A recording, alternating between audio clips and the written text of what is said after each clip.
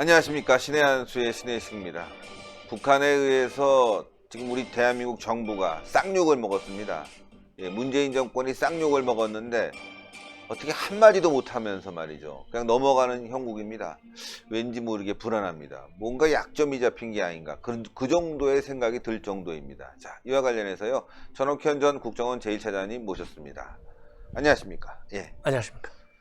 북한의 논평이요. 역대급이라고 할까요? 예, 역대급으로 대한민국 정부를 바보로 취급하는 그런 상황입니다. 예, 정말로 요즘 연쇄적으로 미사일 도발하는 것도 사상 초유의 일이거든요. 예. 이렇게 5월에서부터 지금 8월까지 매일 쏘다시피 하잖아요. 예. 이렇게 하도 쏘아대니까 시중에서 무슨 얘기가 있느냐. 시중에서요, 요즘이 새벽마다 이게 미사일이 쏘잖아요. 예. 새벽 알람이라고 한답니다. 새벽 알람. 예, 새벽 알람. 이 정도까지 말이 나오고 있으니까 지금 북한 도발이 얼마나 이게 심상치 않게 오느냐. 예. 그렇잖아요. 그런데 이렇게 북한이 도발만 하는 게 아니고요. 이제는 말폭탄을 쏟아 부었어요. 예. 예. 먼저 일요일 날 이 다른 방송을 통해서도 들으셨겠지만은 정말 입에 담고 우리가 옮기기조차도 그런 역겨운 예, 우리 한국 정부를 비하하고 폄하하고 심지어 말이죠. 한두 마디만 한다면 겁먹은 개가 지저대고 있다. 이건 상식적으로 이런 사람을 갖다가 지도자라고 할 수 있어요?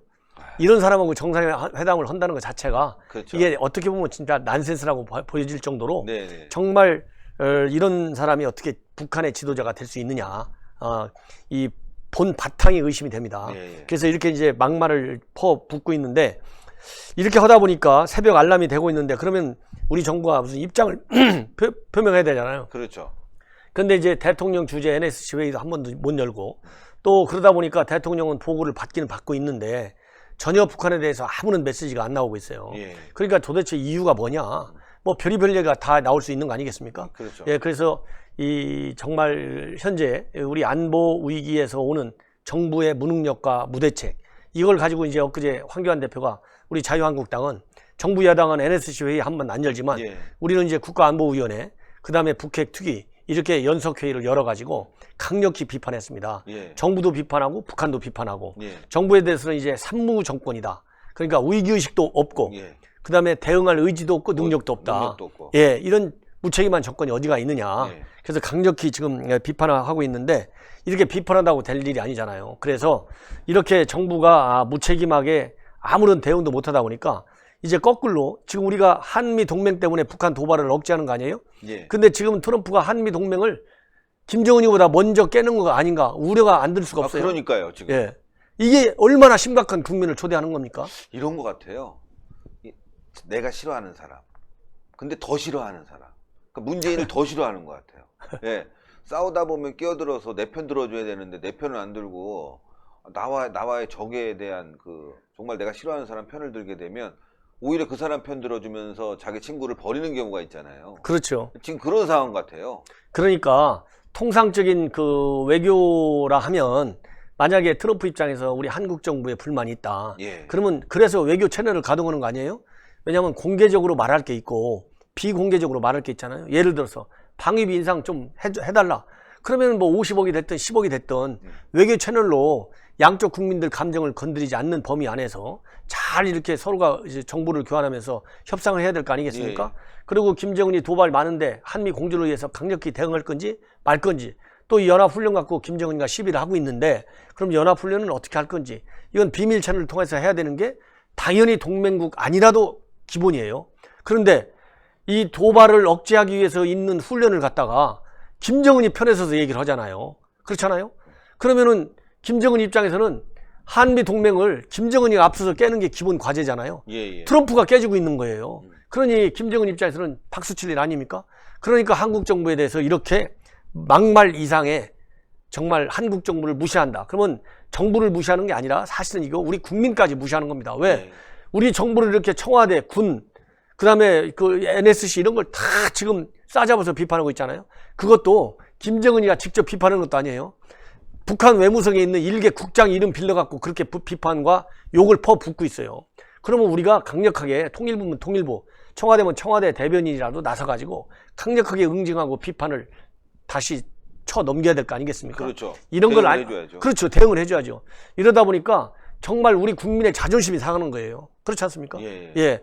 이런 것이 자존심이 상하고 국민들이 분노를 느끼게 하는 것 자체가 현재 안보 위기에 대한 정부의 위기의식이 없다는 거하고 맥락을 같이 한다. 그러니까 지금 트럼프까지도 동맹을 흔들잖아요. 이거는 진짜 위기가 이게 북한에 의해서만 오는 위기가 과거에는 일반적이었잖아요. 예. 이제 미국이 한미동맹을 흔드는 것 자체가 또 다른 위기 요인이 된다. 그래서 지금 현 정부를 대상으로 해가지고 미국의 트럼프와 북한의 김정은이가 마치 손을 잡고 한미동맹을 흔들고 문재인 정부와 우리 대한민국 안보를 인질로 잡는 사상 초유의 현상이 지금 벌어지고 있어요. 야, 진짜 사상 초유의 현상이네요. 지금 뭔가 약점이 잡힌 것처럼 북한에는 쩔쩔매고 트럼프 대통령은 너무너무 싫은 표정을 그대로 내고 있습니다. 예, 오죽 싫으면 말이죠. 북한 김정은하고는 친하고 문재인 정권에 대해서는 디스하듯이 돈이나 내, 뭐 이런 거 아닙니까? 야, 이거 쉽게 이 상황이 돌파될 것 같지 않습니다. 미국은 지금 대한민국의 방위비 분담금 문제뿐만이 아니라 중거리 미사일도 지금 배치하려고 얘기하고 있는데 지금 이 정권이 하나도 도와주는 게 없지 않습니까? 그렇습니다. 지금 남아있는 이슈가요. 방위비 분담금도 굉장히 중요한 이슈지만은 사실 미국 입장에서 그보다 더 중요한 중장기 전략 중에 하나가 우리 한국이라든가 일본 아니면 호주에 중거리 미사일을 갖다 놓는 게 최고의 역점 사업이에요. 네. 이 중거리 미사일은 지금이니까 그거는 핵은 탑재 안 해. 일반 그 재래식 미사일이야. 이렇게 얘기하고 있잖아요. 그러나 상황의 변화에 따라서 언제든지 소유권자가 미국 아닙니까? 네. 미국이 필요할 때는 거기다가 핵까지 탑재할 수 있는 가능성이 있어요. 그렇기 때문에 미국에서는 이 미사일 문제를 옛날 사드 문제보다도 더 심각하게 다룰 겁니다. 그런데 현 정부의 여러 가지 대미 정책과 대북 정책, 그 다음에 중국과의 외교관계 이런 걸 고려해보면 미사일 절대 못 갖다 놓게 할 거예요. 그렇죠. 왜냐하면 지금 인도 태평양 전략에 거기다가 무기 갖다 놓는 것도 아닌데 인도 태평양 전략에 동참해달라고 미국이 그렇게 지금 애타게 하소연하고 있잖아요. 예. 근데 거기에 지금 손을 안 얹고 놓잖아요. 그러다 보니까 미국 조회로부터 의심을 받고 있고, 그러니 현 정부가 거기에다가 중거리 미사일 우리 한국 땅에 놓게 하겠습니까? 그러면 미국 입장에서 볼 때는 방위비 내라니까 방위비도 안 내려고 그러고, 예. 또 인도 태평양 전략 참가하자 같이 동참해달라 하니까 그것도 미적미적되지. 미적미적되고. 또 중거리 미사일 얘기하니까 그거는 아마 절대 안 된다고 할 거예요. 예. 이미 이번에 국회에서 그렇게 얘기했잖아요. 그거는 검토한 적도 없고 앞으로도 검토할 계획이 없다. 예. 이렇게 얘기했지 않습니까? 그러면 이거는 제2의 사드 사태 이상으로 한미 간에는 한미 간대로 갈등 요인이 되고, 또 한중 간에는 한중 간대로 또 다른 갈등 요인이 돼가지고 우리 정부가 오도 가지 못하는 그야말로 샌드위치 신세가 될 가능성이 굉장히 커지고 있다. 예. 이런 상황을 김정은이는 다 꿰뚫고 있는 거예요. 그렇죠. 그러니까 김정은이가 지금 뭐라고 했습니까? 아니 트럼프 대통령마저도 김정은이가 가지고 있는 미사일 이런 것이 자유적인 거기 때문에 얼마든지 해도 괜찮다 그러는데 한국이 왜 나서서 자기한테 시비하느냐. 그러니까요. 이 잠꼬대 같은 소리 하지 말라.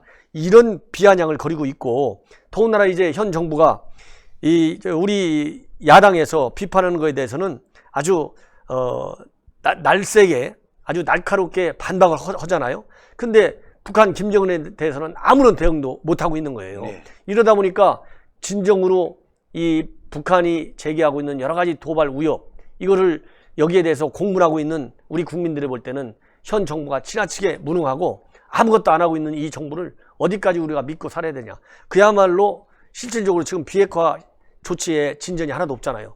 이렇게 되면 결국은 북한의 미사일, 북한의 핵에 우리 국민이 인질로 잡히는 형국을 가는 거 아니냐.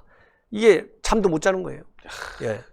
혹시 저는요, 북한에 쌀 준 거 이상으로 뭔가를 줘서 약점이 잡힌 게 아닌가. 또 이외에 여러 가지 문제로 약점이 잡혀서 찍소리 못하고 있는 게 아닌가. 연방제를 혹시 합의한 게 아닌가. 뭐 여러 가지 의혹이 듭니다. 예. 그리고 미국도 뭔가를 알았기 때문에 이제는 대한민국을 버려야 되겠다. 김정은이라도 달래서 그냥 대충 넘어갈 수뿐이 없다. 내년 선거 때까지는. 그 이후에 엄청난 일이 벌어지는 그런 상황으로 대한민국이 가는 것 같습니다. 그러니까 지금 북한에 대해서 일체 대응하지 않는 이유 중에 하나는 지금 반일 감정을 가지고 총선까지 갖고 간다. 그 민주연구원의 보고서에 나와 있는 거 아닙니까? 예. 그건 기정사실인 거예요. 어쨌든지 간에. 예. 그 다음에 이제 그거 하나 플러스 알파가 바로 뭐냐. 김정은이를 동원해가지고 지난번 그 지방자치 선거에서 정부 여당이 굉장히 재미를 봤잖아요. 그것처럼 극적으로 내년 봄에 남북 정상회담을 열든 뭘 하든지 간에 말하자면 북풍을 이용해서 총선 전략으로 쓰겠다. 그러니까 저렇게 김정은이가 난리를 치고 도발을 일삼고 있는데도 불구하고 이북 딱 밟고 있는 거 아니냐. 그러니 과연 이 정부가 이 어떤 형식으로 우리 안보에 흠집을 내고 있는지 정말 큰 걱정이다. 이런 게 아주 팽배해 있는 것 같습니다. 예, 아유 오늘도 좋은 말씀 대단히 감사합니다. 감사합니다.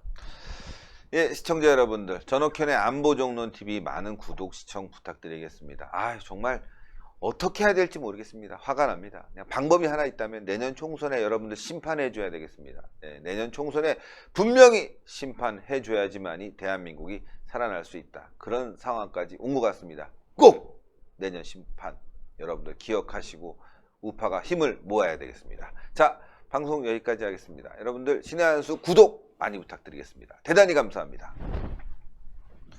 감사합니다.